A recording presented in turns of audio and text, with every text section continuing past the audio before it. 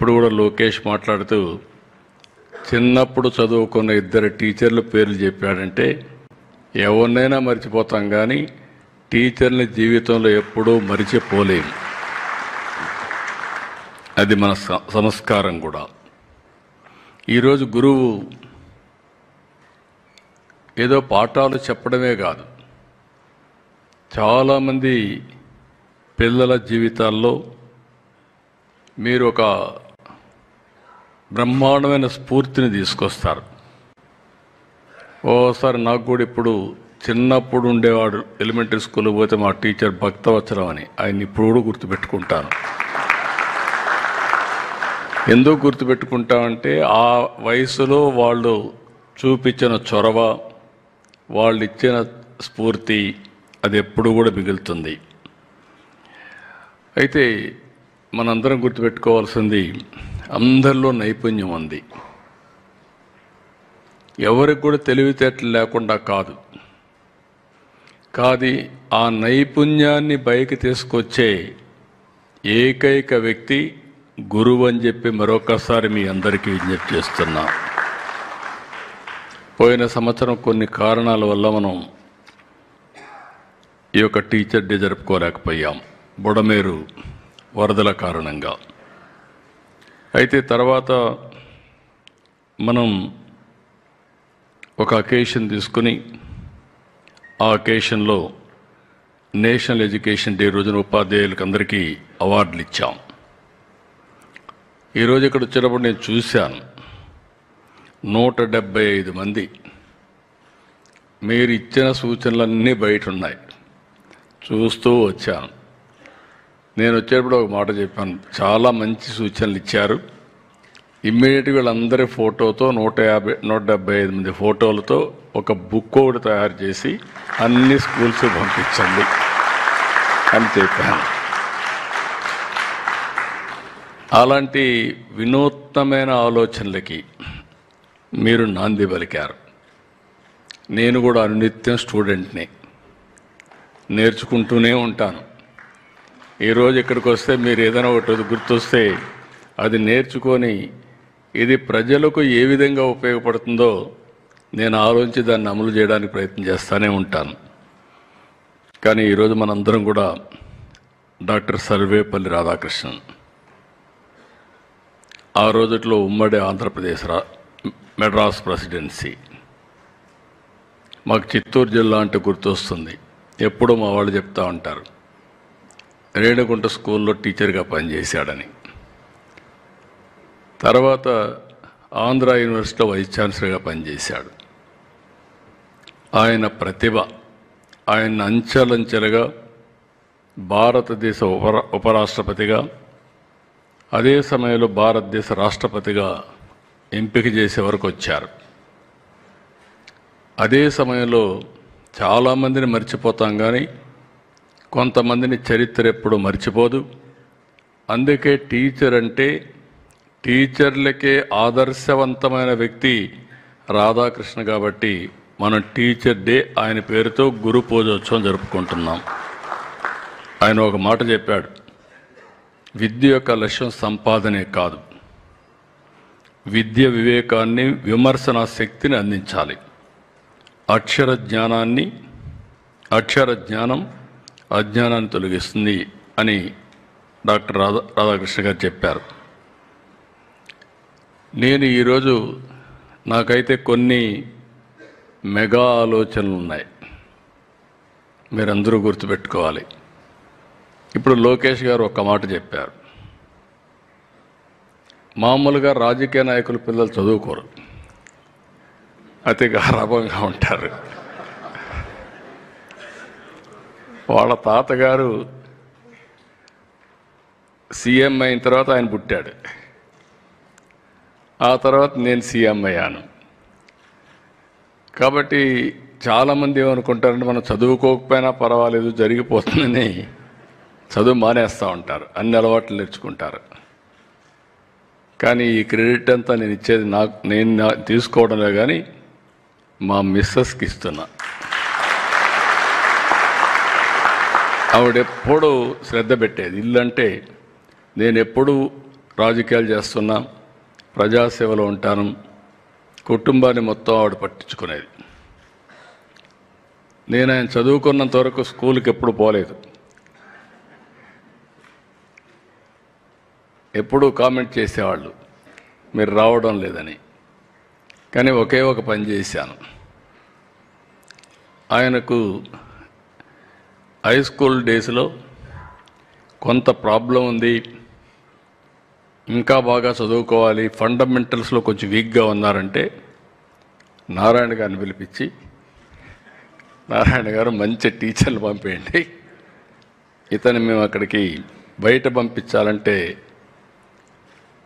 ఆ ఫౌండేషన్ లేకపోతే మళ్ళీ తిరిగి వచ్చేస్తాడు, అది రాకుండా ఉండాలంటే మీరు కొద్దిగా ఫోకస్ చేయమని చెప్తే ఒక 1.5 year, ఒక 1 year అనుకుంటాను, రైట్ టైం. అక్కడి నుంచి ఎఫెక్టివ్గా కోచింగ్ ఇప్పించా, సప్లిమెంటేషన్. అది అయిన తర్వాత కానిగి మెలని పంపించాలంటే మెరిట్తో రాజిరెడ్డి గారు అక్కడ తీసుకున్నారు. ఆ తర్వాత ఆయన స్వశక్తితో వరల్డ్ బ్యాంక్లో పనిచేశాడు, అప్రెంటిస్గా ఒక కంపెనీలో పనిచేశాడు, సింగపూర్ పిఎం ఆఫీసులో పనిచేశాడు. దెన్ ఆటోమేటిక్గా స్టాన్ఫోర్డ్లో వాళ్లే పిలిచి ఎంపిక చేసుకునే పరిస్థితికి వచ్చారు. ఎందుకు నేను ఇవన్నీ మీకు చెప్పానంటే, ఒకసారి మీరు స్టాండర్డ్గా తయారు చేయగలిగితే ఇంకక్కడి నుంచి తిరిగి చూడవలసిన అవసరమే ఉండదు. నేను ఫస్ట్ టైం ముఖ్యమంత్రి అయ్యాను. ముఖ్యమంత్రి అయితే ఆల్ ఇండియాలో ఐఐటీస్ అడ్మిషన్స్ ఎన్ని ఉన్నాయని చూశాను. చూస్తే మన వాళ్ళు చాలామంది ఐఐటి చదవడం లేదు, ఎంపిక కావడం లేదు.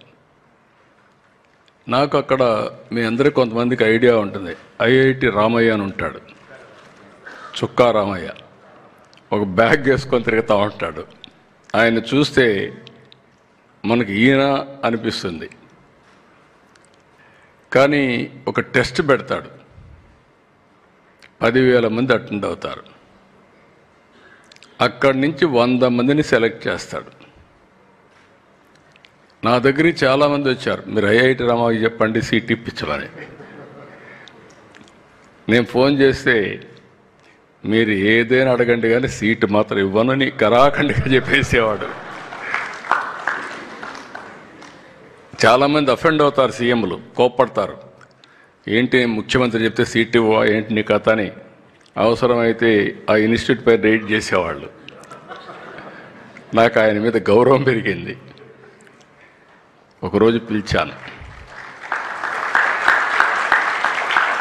రామయ్య గారు మీరు చాలా బాగా చేస్తున్నారు, ఏంటి సీక్రెట్ ఏంటి చెప్పమన్నాను. నేను చెప్పింది చెప్పాడు, సీక్రెట్ ఏమి లేదు సార్, మీరు అనుకున్నట్టే నేను 100 మంది సెలెక్ట్ చేసుకుంటాను, 100 మందిని బాసరాకు తీసుకెళ్తాను, అక్కడ గోదావరిలో స్నానం చేపిస్తాను, 3 రోజులు అక్కడే పెట్టి మెడిటేషన్ చేపిస్తాను, అక్కడి నుంచి తీసుకొస్తే మాత్రం ఇంకా రుబ్బుడు తప్ప వేరే కార్యక్రమమే లేదు. ఎవరు చెప్పాను ఆ విధంగా తయారు చేశాను కాబట్టి 100కు 100 మంది ఐఐటీలో సెలెక్ట్ అవుతారని చెప్పాడు. అది రహస్యం. నేను అక్కడి నుంచి నేను ఏది పట్టుకున్నా మళ్ళీ వదిలిపెట్టాను కదా, అక్కడి నుంచి నేను ఆలోచించాను. కాంపిటేటివ్ ఎగ్జామ్స్ మీతో మాట్లాడుతూనే ఆల్ టాప్ పీపుల్ అందరిని రమ్మని అప్పట్లోనే ఈ కార్పొరేటివ్ అందరిని రమ్మన్నాను. మీరందరూ ఏం చేస్తారో నాకు తెలియదు, మనం ఐఐటికి పోవాలి, ఇండియాలో ఉండే ఐఐటి సీట్స్ మనం కనీసం 5-6% సంపాదించుకోవాలని చెప్పి గట్టిగా చెప్పాను, ఒక 2-3 ఏళ్ళు పెట్టి. ఆ దెబ్బతో మీరు చూస్తే ఈరోజు భారతదేశంలో ఐఐటి ఎక్కువ అడ్మిషన్స్ వచ్చేది తెలుగు పిల్లలకే వస్తున్నాయి, 20% పైన. ఒక స్టేజ్లో బిట్స్ బిలాని వాళ్ళకు ఆశ్చర్యం వేసింది, బిట్స్ బిలానీ ఎగ్జామ్లో మొత్తం ఆంధ్ర వాళ్ళు వచ్చేస్తున్నారు, 70% వస్తున్నారు. ఇది బిట్స్ బిలానీ కాదు, ఇది ఆంధ్ర బిలానీ అయిపోయింది. ఏం చేయాలని మీరు ఏదో డూప్లికేషన్ ఏదో చేస్తున్నారు కాబట్టి మార్కులన్నీ మళ్ళీ క్వాలిఫికేషన్స్ మారిస్తే కూడా మళ్ళీ అదే మరిగి వచ్చారు. అంటే ఒక్కసారి ఇంట్రెస్ట్ క్రియేట్ అయితే ఎట్లుంటుందో ఇది ఒక చరిత్రని మీ అందరికీ విజ్ఞప్తి చేస్తున్నా. నేను కూడా టీచర్ కావాల్సిన వాడిని. యూనివర్సిటీ చదివేటప్పుడు మా వైస్ ఛాన్సలరు నన్ను పిలిచి, నేనంటే అభిమానంగా ఉండేవాడు, నన్ను పిలిచి అడిగాడు, నీవంటే నాకు అభిమానం, మెరిట్ ఉంది, నువ్వు టీచర్గా చేరతానంటే ఎకనామిక్స్లో నేను ఇంటర్వ్యూ పెట్టి చేయగలుగుతానంటే నేను ఒకటే చెప్పాను మా వైస్ ఛాన్సలర్కి, నేను టీచర్గా చేరడం లేదు, నేను ఎమ్మెల్యేగా పోటీ చేస్తున్నాను అంటే నేను అప్పటికే నిర్ణయం చేసుకున్నాను అని చెప్పి, అంటే ఆయన ఒక మాట అన్నాడు, అందరూ లెక్చరర్ ఉద్యోగం అంటే మంచి ఉద్యోగం, మీకన్నా వారానికి 4 గంటలు పనిచేయాలి. యూనివర్సిటీలో ఇప్పుడే వల్లుకుమార్ గారు వచ్చారు, 2-3 గంటలే ఉంటుంది టీచింగ్, మ్యాక్సిమం 3-4 గంటలు ఉంటుంది యూనివర్సిటీలో, రీసెర్చ్ ఎక్కువ వర్క్ ఉంటుంది అని చెప్తే, గ్యారంటీ గెలుస్తారంటే గెలవడమే కాదు మళ్ళీ గెలిచి వచ్చి నీతో మాట్లాడతానని చెప్పి వైస్ ఛాన్సలర్ చెప్పా. గెలిచా, 80లో మంత్రి అయ్యా, అక్కడి నుంచి 95లో సీఎం అయ్యారు. మీకు ఆ చరిత్ర తెలుసు. ఇక్కడ మీరు గుర్తుపెట్టుకోవాల్సింది, ఈరోజు ఈ రాష్ట్రంలో ఉండే టీచర్స్, నేను 95లో ముఖ్యమంత్రి అయినప్పుడు పేరెంట్స్ని టీచర్స్ని ఎక్కడికి పోయినా చెప్తూ వచ్చేవాడిని. అప్పుడు నేను ఒక విజన్ ఇచ్చాను. ఆ విజన్ ఐటీ. ప్రతి ఒక్క ఇంట్లో ఒక ఐటీని చదివించండి, వాళ్ళకు బ్రహ్మాండంగా భవిష్యత్తు ఉంటుందని చెప్పా. చాలామంది అంతవరకు ఊర్లో ఉండేవాళ్ళు టౌన్స్కి వచ్చి పిల్లల్ని చదివించారు. నేను ఇంకొక మాట కూడా చెప్పాను, మీ పిల్లలకు ఎంత డబ్బులు ఇస్తారు, ఎంత ఆస్తి ఇస్తారనే ముఖ్యం కాదు, మీరు బాగా చదివిస్తే మీరు ఊహించిన దానికంటే ఎక్కువ సంపాదించే శక్తి వాళ్ళకు వస్తుంది. అది తెలివితేటల వల్ల, నాలెడ్జ్ వల్ల, చదువు వల్ల వస్తుంది చెప్పేవాడిని. ఈరోజు ఎన్నో సంవత్సరాలు అయిపోలా, అంతా కలిసి 25-30 సంవత్సరాలు.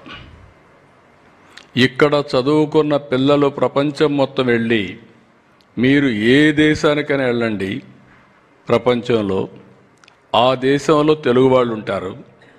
పాష్ లొకాలిటీకి వెళ్ళండి, గట్టిగా తెలుగులో అరిస్తే ఒక 50 మంది 100 మంది వస్తారు. ఈరోజు ప్రపంచం మొత్తం హైయెస్ట్ పర్ క్యాపిటల్ ఇన్కమ్ ఎవరు సంపాదిస్తున్నారంటే దానికి చిరునామా భారతీయులు. అందులో 33% తెలుగు జాతి. అది మనం కాంట్రిబ్యూట్ చేసిన విధానం. నేను టెక్నాలజీ మాట్లాడితే అందరూ ఎగతాళి చేసేవాడు ఒకప్పుడు. సెల్ ఫోన్ తిండి పెడుతుందా, ఉద్యోగం ఇస్తుందా అని ఎగతాళి చేశారు. ఈరోజు 6 మంది మాట్లాడారు. ఈ 6 మంది మాట్లాడిన వాళ్ళని చూస్తే టెక్నాలజీ ఉపయోగించి చాలా బ్రహ్మాండమైన పాపులర్ అయ్యారు. ఆ శ్రీధర్ లాంటి టీచర్లు అయితే ఆన్లైన్లో పెట్టి డబ్బులు తీసుకొని సంపాదించి స్కూల్ డెవలప్మెంట్ చేశారు. నాకు అందుకే ఇప్పుడు ఒక ఆలోచన వచ్చింది, మీరు వస్తూ ఉంటే మీరందరూ ప్రతి ఒక్క స్కూల్లో ఒక సోషల్ మీడియా ప్లాట్ఫామ్ ఒకటి పెట్టి, మీరు చేసే పనులన్నీ సోషల్ మీడియాలో పెట్టి, మీ పాత స్టూడెంట్స్ అందరినీ, మీ పాత స్టూడెంట్స్ని, మిగిలిన వాళ్ళని, మీ ప్రాంతంలో ఉండే ప్రజలను కూడా దాంట్లో కానీ ఇన్వాల్వ్ చేసి చేయగలిగితే మీ స్కూల్కి ఎంత డబ్బులు కావాలంత డబ్బులు వస్తుంది, ఎంత నాలెడ్జ్ కావాలంత నాలెడ్జ్ వస్తుంది. సక్సెస్ అయిన పిల్లలను కూడా అల్యూమ్నా పిలిపించి కానీ మాట్లాడిస్తే వీళ్ళకి స్ఫూర్తి కూడా వస్తుంది. ఎప్పుడన్నా వచ్చినప్పుడు నెలకొకసారి 1 గంట 2 గంటలు వాళ్ళ దగ్గర టీచ్ చేయించగలిగితే, వాళ్ళ అనుభవాలు చెప్పగలిగితే బ్రహ్మాండంగా ముందుకు పోయే పరిస్థితి వస్తుంది. ఇక్కడ నేను మిమ్మల్ని కోరేది ఏంటంటే, నాకు ఒక అంబిషియస్ ప్లాన్ ఉంది. 2016లో మనకు రాష్ట్ర విభజన జరిగింది. అంతకుముందు నేను చాలా కష్టపడి ప్యాషన్తో హైదరాబాద్ని డెవలప్ చేశా. ఇప్పుడు హైదరాబాద్ వల్ల Telangana number 1 economy, highest per capita in the country Telangana, most liveable city in the country Hyderabad నగరం. ఇవన్నీ 100 సంవత్సరాలు కాదు, 25 సంవత్సరాల్లో జరిగింది. నేను 14-19లో కష్టపడ్డా, అన్నీ చేశా. కొన్ని కారణాలతో నేను అనుకున్న విధంగా మిమ్మల్ని రీచ్ కాలేకపోవచ్చు, రాజకీయం చేయకపోవచ్చు. నేను రాజకీయం చేసినంతవరకు నేను గెలుస్తూ వచ్చా. రాజకీయాలు కూడా నేను చేయాలి. అప్పుడే మళ్ళీ ఒక పబ్లిక్ పాలసీ వల్ల తెలుగువారిని ప్రపంచం మొత్తం హైయెస్ట్ పర్ క్యాపిటల్ ఇన్కమ్ వచ్చిందంటే, ఒక Telangana highest per capital income most liveable city అయిందంటే ప్రజలు నాకు అవకాశం ఇచ్చారు. 9 సంవత్సరాలు ఉన్నాను. నేను తీసుకున్న నిర్ణయాలన్నీ ప్రజా జీవితాల్లో మార్పులు వచ్చాయి. 1924 విభజన కంటే ఎక్కువ నష్టం జరిగింది మనకు. నేను I don't want to go to further details. కానీ 24లో మీరు కానీ ప్రజలు కానీ ఒక నమ్మకం పెట్టుకున్నారు. మేము ఎన్డీఏగా వస్తే 94% స్ట్రైక్ రేట్ ఇచ్చి గెలిపించిన సంఘటన నా జీవితంలో ఎప్పుడూ మర్చిపోలేను. మా నాయకుడు ఎన్టీ రామారావు గారు స్ట్రాంగ్గా ఉన్నప్పటికి కూడా, 94లో పెద్ద వేవ్ ఉన్నప్పటికి కూడా 26 గెలిచాం. మేము 26 ఓడిపోయాం. అంటే నిన్న 11 సీట్లు అపోజిషన్కి వచ్చాయి. అప్పట్లో 26 సీట్లు వచ్చాయి వాళ్ళకు. అప్పుడు కూడా ఇంత స్వీప్ రాలేదు. అలాంటిది వచ్చింది. అయితే ఈరోజు నా ఆలోచన ఏంటంటే, ప్రధానమంత్రి గారు నిన్న కూడా మీరు చూశారు, జిఎస్టీ రిఫార్మ్స్ తీసుకొచ్చారు. 5-18% ట్యాక్సేషన్కి వచ్చింది. 91లో ఆర్థిక సంస్కరణలు వచ్చాయి. 95లో ఐటీ రెవల్యూషన్ వచ్చింది. దాన్ని మనం అడ్వాంటేజ్ తీసుకున్నాం. ఆ తర్వాత మనకు డెమోగ్రఫిక్ డివిడెంట్ అడ్వాంటేజ్ వచ్చింది. సౌత్ ఇండియా ఇప్పుడు డిమినిష్ అవుతాం, మనం తగ్గుతూ వస్తూ ఉంది. అందుకే నేను ఇప్పుడు పాపులేషన్ మేనేజ్మెంట్ కూడా చెప్పాను. మీరు టీచర్స్ కాబట్టి మీకు ఐడియా ఉంటుంది. మీ స్కూల్లోనే 14 సంవత్సరాలు ఉండే పిల్లల సంఖ్య తగ్గుతూ వస్తూ ఉంది. చాలా దేశాలు ఈరోజు ఈ సమస్యను ఎదుర్కొంటున్నాయి. అందుకే నేను పాపులేషన్ మేనేజ్మెంట్ గురించి మాట్లాడాను. ఇంకొక పక్కన మీరు ఒకసారి చూస్తే నెక్స్ట్ జనరేషన్ రిఫార్మ్స్కి ముందుకెళ్తున్నాం. ఈరోజు ఏదైతే జిఎస్టీ రిఫార్మ్ వచ్చిందో దీనివల్ల వినియోగదారుల జీవితాల్లో చాలా వరకు వెసులుబాటు వస్తుంది, ఖర్చులు తగ్గుతాయి, అందులో పర్చేసింగ్ కెపాసిటీ పెరుగుతుంది వీళ్ళందరికీ. ఇంకొక పక్క మీరు చూస్తే ఇండస్ట్రీ కూడా డెవలప్ అవుతుంది. వికసిత్ భారత్ 2047 నాకు ఏమాత్రం అనుమానం లేదు, 2047కి భారతదేశం నెంబర్ 1 దేశంగా ప్రపంచంలో ఉంటుంది. ఆ శక్తి సామర్థ్యం మనకుంది. నేను ఇవన్నీ చెప్తే ఒకసారి నన్ను ఎగతాళి చేస్తూ ఉంటారు, ఈయన ఇట్లే మాట్లాడతాడని. కానీ మనం మాట్లాడి కన్విన్స్ చేయకపోతే ప్రజల్ని మనం నష్టపోతాం, మన పిల్లలు నష్టపోతారు. భారతదేశం నెంబర్ 1గా ఉంటే నా ఆలోచన ఒకటే, ఈరోజు మీరందరూ నాకు సహకరించాల్సిన అవసరం ఉంది. ప్రపంచంలో తెలుగు జాతి నెంబర్ 1గా ఉండాలని నా సంకల్పం, నా ఆలోచన, నా పట్టుదల కూడా. భారతదేశంలో ఆంధ్రప్రదేశ్ నెంబర్ 1 రాష్ట్రంగా ఉండాలి. ఈ రెండు జరగాలంటే మీ చేతల్లో ఉందని మరొక్కసారి మిమ్మల్ని అందరినీ విజ్ఞప్తి చేస్తున్నా. ఎక్కడో కాదు. ఆ రోజు ఒక సంకల్పం చేశాం, 25 ఏళ్ళు సాధించాం. ఈరోజు 2025 2047 22 సంవత్సరాలు మనందరం దృష్టి పెట్టి చేయగలిగితే ఇది సాధ్యం అవుతుంది.